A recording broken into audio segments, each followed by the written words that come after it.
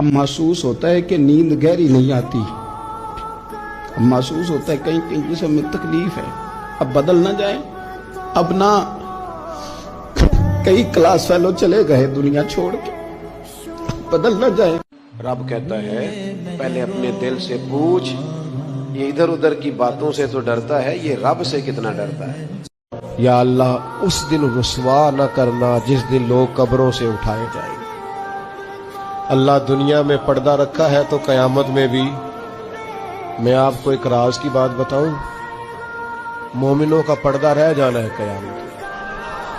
अकीदा ठीक रखें, अल्लाह से डरते रहें, तौबा करते रहें, गुनाहों से बचने की कोशिश करते रहें।